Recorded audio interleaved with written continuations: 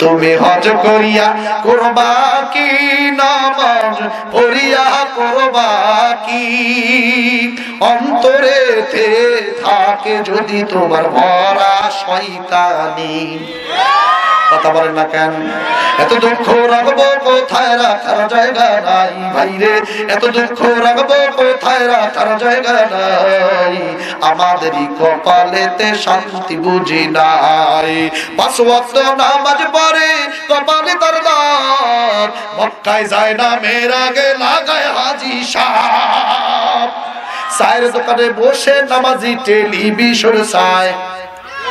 আছে না? আছে না? আসরের নামাজ পড়িয়া মুরব্বী গেছে চায়ের দোকানে, টুপি পরে চা নিয়ে টিভি দেখতেছে আর চা খাচ্ছে, টুপি যে খুলে পকেটে রাখবে এই তাও নাই। কথা হয় না? চায়ের দোকানে বসে হাজি টেলিভিশন চায়, আবার হিন্দি গানের তালে তালে পা দুটি নাচায়। কথা বলেন না কেন? সুদে ঘুষে জীবন কাটে, সুদে ঘুষে জীবন কাটে। আপনারা কি রাগ করতেছে? কি রাগ হচ্ছে নাকি? বলবো সুদে ঘুষে জীবন কাটে, করে দুর্নীতি, এমন লোক হয় যদি মসজিদের সভাপতি। আছে না নাই? আমার ভাইরা, আমার বন্ধুগণ, এজন্য নামাজ পড়ি, নামাজের পাশাপাশি নিজেদেরকে ভালো করতে হবে। 4টা কর্মসূচির 1 নম্বর পর্দা, 2 নম্বর হচ্ছে আকিমুস সালাহ, তোমরা নামাজ পড়ো, নামাজ কায়েম করো। কি করো ভাই? কথা বলেন না? নামাজ কায়েম করো। আল্লাহ 82 জায়গায় বলছে নামাজ কায়েম করো, আর এক জায়গায় বলছে নামাজ পড়ো। ফাসাল্লি রাব্বিকা ওয়ানহার।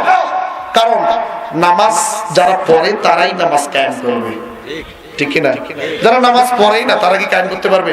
এজন্য আল্লাহ এক জায়গায় বলছে নামাজ পড়ো, বাকি জায়গায় কি? নামাজ কায়েম করো।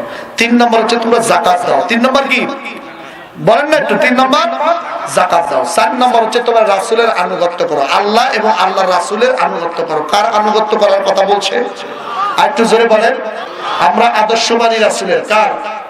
কথা বলে না। আমাদের নেতা কে? জোরে বলেন না। তোমার নেতা আমার নেতা, তোমার নেতা আমার নেতা, আরো জোরে, তোমার নেতা আমার নেতা। এই পিছনের ভাইরা বলে না, মনে হচ্ছে নেতা আর আর আর কেউ আছে নাকি?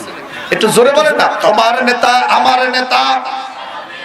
না, এই যে হাত উঠা করে বলেন, তাহলে বুঝবো যে আপনারা বলতেছেন জোরে। তোমার নেতা আমার নেতা, তোমার নেতা আমার নেতা।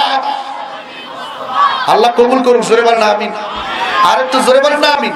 আমার ভাইরা, আমার বন্ধুগণ, এই 4টা কাজের মাধ্যমে আল্লাহর নৈকট্য লাভ করা যাবে। আল্লাহ আমাদেরকে পবিত্র করবেন, এবং আল্লাহ পবিত্র ভিতরের মধ্যে যদি আনতে চান, কলব পরিষ্কার করতে চান, সব থেকে বড় বিষয় হচ্ছে আপনার মধ্যে কোরআনের জ্ঞান লাগবে।